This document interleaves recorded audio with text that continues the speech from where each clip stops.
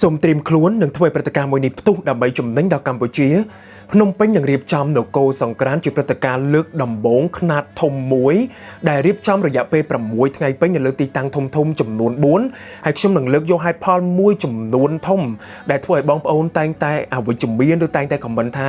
យើងមិនគួររៀបចំព្រឹត្តិការណ៍ចូលឆ្នាំខ្មែរនៅក្នុងកំឡុងពេលនេះបងប្អូនស្ដាប់ហើយអាចនឹងបើកចិត្តហើយអាចនឹងចូលរួមព្រឹត្តិការណ៍នគរសង្ក្រាន្តបានផងដែរខ្ញុំនឹងលើកយកហេតុផលនោះទី1បងប្អូនកាលណាបើមានការរៀបចំព្រឹត្តិការណ៍ផ្សេងប្រកាសណាស់ប្រកាសជាមានការចាយវាយហើយកាលណាបើមានការចាយវាយចរន្តសេដ្ឋកិច្ចយើងនឹងដើរទី2នេះបងប្អូនបានដឹងការរៀបចំសង្ក្រាន្តមិនត្រឹមតែជាផ្នែកមួយនៃការចូលរួមអបអរសាទរឆ្នាំថ្មីនោះទេក៏ប៉ុន្តែវាបង្ហាញអំពីវប្បធម៌ប្រពៃណីរបស់ខ្មែរយើងដែលយើងតែងតែធ្វើកន្លងមកមិនឲ្យដាច់ហើយដូចបងប្អូនបានដឹងហើយសង្ក្រាន្តយើងគឺយើងនឹងត្រៀមជាបន្តបន្ទាប់បង្ហាញជូនទៅកាន់ពិភពលោកផងដែរ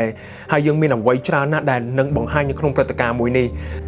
ទី3ដូចដែលបងប្អូនបានដឹងយើងមិនដែលភ្លេចវីរៈកងទ័ពជួរមុខនឹងបងប្អូនជនភៀសសឹកទេ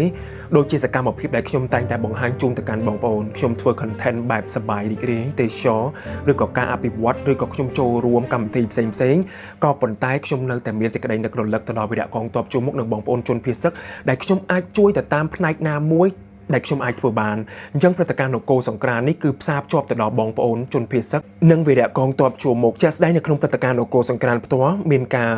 រៀបចំកម្មាពាក្យផ្ដាំផ្ញើក៏ដូចជាសេចក្តីនឹករលឹកក៏ដូចជាកម្មវិធីអន្សមផ្ញើជូនទៅកាន់វីរៈកងទ័ពជួរមុខនៅក្នុងព្រឹត្តិការណ៍នេះផ្ទាល់ក៏មានទីតាំងភូមិខ្ញុំដែលផ្ដល់ជូនស្តង់សម្រាប់បងប្អូនជនភៀសសឹកដែលបានបើកអាជីវកម្មនៅរាជធានីភ្នំពេញផ្ទាល់ដែលគាត់អាចដាក់ស្តង់នៅទីនោះដែលក្រុមការងារអាចនឹងរៀបចំហើយសូម្បីតែប្រាក់ចំណេញដូចជាការលក់ mascot ជាដើមដោយបងប្អូនបានឃើញក៏បរិច្ចាគទៅកាន់បងប្អូនជនភៀសសឹកដូចគ្នាអញ្ចឹងនេះជារូបភាពមួយបង្ហាញថាយើងមិនដែលភ្លេចបើទោះបីជាក្នុងព្រឹត្តិការណ៍ចូលរួមអបអរសាទរឆ្នាំថ្មីទី4គឺការតាក់ទាញភ្ញៀវទេសចរជារូបភាពដែលយើងបានឃើញជាក់ស្ដែងខ្ញុំលើកជាឧទាហរណ៍ខ្ញុំជាក់ស្ដែងតែម្ដងកាលពីព្រឹត្តិការណ៍អង្គរសង្ក្រាន្តឆ្នាំមុនខ្ញុំបានផ្តិតយកវីដេអូជាច្រើនមានបងប្អូនអាណិកជនដែលគាត់រស់នៅក្រៅប្រទេសគាត់ត្រៀមមកកំសាន្តនៅខែ4នេះច្រើនណាស់អញ្ចឹងយើងគួរតែរៀបចំដើម្បីតាក់ទាញពួកគាត់មកហើយវាជាសញ្ញាណបន្តដ៏ល្អមួយទៅកាន់ភ្ញៀវបរទេសថាយើងមានរៀបចំព្រឹត្តិការណ៍បែបនេះជារៀងរាល់ឆ្នាំដើម្បីពួកគាត់ដាក់គោលដៅមកកំសាន្តនៅកម្ពុជា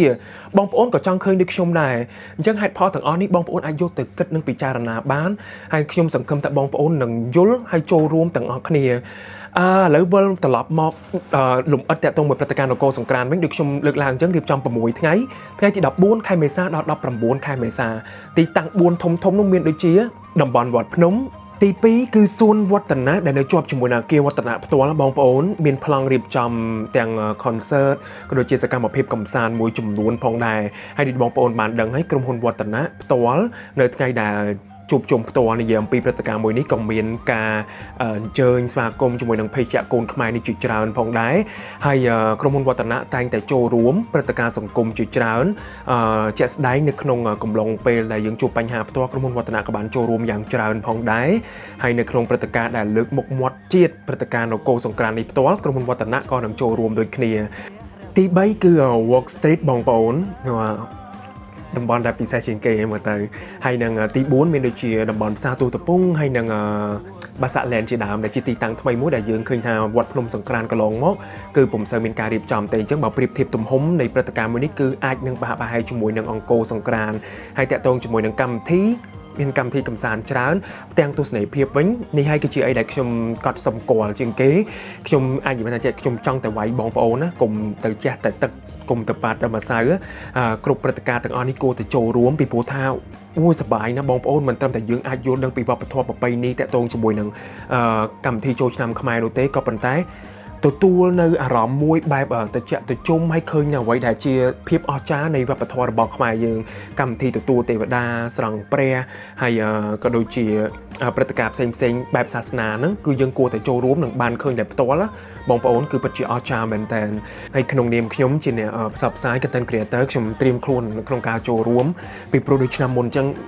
លះបង់កម្លាំងកាយចិត្តចូលរួមព្រឹត្តិការណ៍អង្គរសង្ក្រាន្តដើម្បីក្រងជីវិតអូតាក់ទាញបងប្អូនខ្មែររស់នៅក្រៅប្រទេសឲ្យគាត់បានឃើញអញ្ចឹង